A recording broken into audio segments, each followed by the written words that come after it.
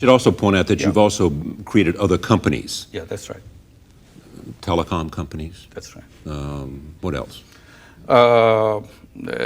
Health programs, health companies, and also these based on the bank idea, or what you give. One idea is you give cell phones to people. That's right. In order to women. Only to women. To women, yeah. Only to women. Only to women, yes. But our idea is to bring mobile phones in the villages of Bangladesh. Right. Bangladesh is a country where even today 70% of the people don't have access to electricity. So what we're talking about in Bangladesh is villages without electricity. So they have a cell phone. Yeah. Then imagine we are trying to, and there's no telephone, of course. If there's no electricity, there's no telephone, nothing else. So our idea is, why don't we open this up? Bring the cell phones to the villages of Bangladesh so that the communication starts. And then our idea is to bring the cell phone in the hands of the poor women in Grameen Bank, because bank will finance her. She will buy a cell phone and start selling the service of the phone in the village. So she becomes a telephone lady of the village. Everybody who has to make a call, wherever, comes to her, and she earns money, and village gets a telecommunication system working for them. Everybody says, crazy idea. These women never saw a telephone in their life. How are they going to do it? And she doesn't even know how to push the buttons, the numbers, because she's a literate person. I said, well, maybe, but there are only 10 numbers in the world. Yeah, she can learn. If she's going to make money, I said she will learn it in 10 minutes. And actually they did. They quickly learned all this. Today there are 55,000 telephone ladies all over Bangladesh. You go to anywhere in Bangladesh, you'll meet a telephone lady. You can call anywhere in the world. And it's a roaring business. And the Grameen Phone, the telephone company that we created, is the largest telephone company in the country. At one time, it was the largest telephone company in the whole of South Asia. Now, another big company came out in India, so we became number 2. But it's a very profitable company. I believe that you can cut poverty by the year 2015 in half. Yes. In half. That's right. By the year 2015. Yes. Now, no world organization so far has even attempted that. No World Bank, no IMF, no great foundation has attempted that. But you believe that the power of this idea can cut world poverty in half.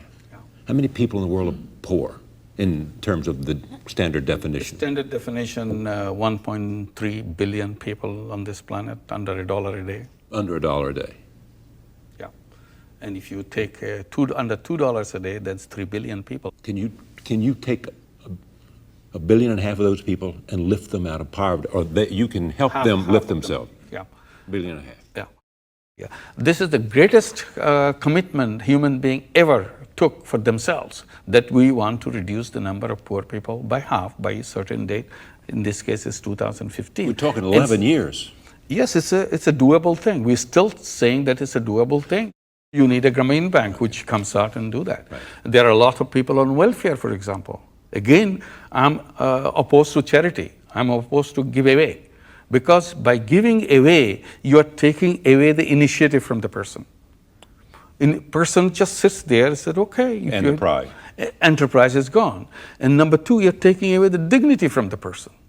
Human being is an entity who thrives on challenges. The more challenge you give, the better person he or she becomes. So the challenges are taken away. The other argument some people will make is, and you've heard all of these before, this is not the first time, it is the notion that the people you lend to really do have to have an entrepreneurial flair. Yeah. And they're the ones you give the money to have an entrepreneurial flair. That's right.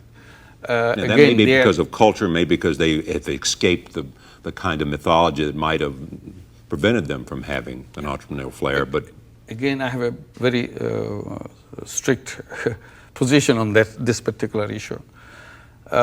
Conventionally, it is thought there are very rare people in the world who have the entrepreneurial ability.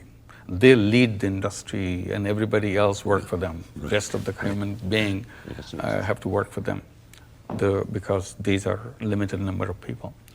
My position is every human being is an entrepreneur, irrespective of where he is born or where he is born, where they work. Every single human being. being is a potential entrepreneur. Every single human being is born an entrepreneur. Absolutely. Some found out, some never found out because of the system we built. Some had an opportunity, discovered their talent, and sharpened their talent and moved on. Some others always worked for somebody, never had an opportunity to find out he or she could have been an entrepreneur, should be running businesses, coming with ideas. Because with the kind of financial system we built, nobody will find out what they are. One example I gave, I said, poor people, like poverty. What is poor people? What is poverty? I said, it's a poor person is like a bonsai. You know, the tiny little tree. Yeah, Right. Bonsai. Growing bonsai, Yeah, right. Growing on a flower pot. Right. I said, you take the best seed of a giant tree and plant it on a flower pot. It won't be a giant tree. It will be a replica of the giant tree, a bonsai, about a foot or a foot and a half tall. It stays there. It has all the features of that giant tree, but grows only this much. Why? The seed was exactly the same. It is the best seed. There's nothing wrong with the seed. The wrong is on the base on which you allowed it to grow. It never got the real soil. Let me end with this. Two things. One, what's in it for you? I feel good because I think all these 1.3 billion people, they can move out. We can create a world absolutely free from poverty. Not a single human being on this planet could be found who is suffering from the misery of poverty. I said, only place I see that poverty can be seen is in the Poverty Museum. We'll keep it for the younger generation, kids to come and watch. This is what poverty looked like. It used to be.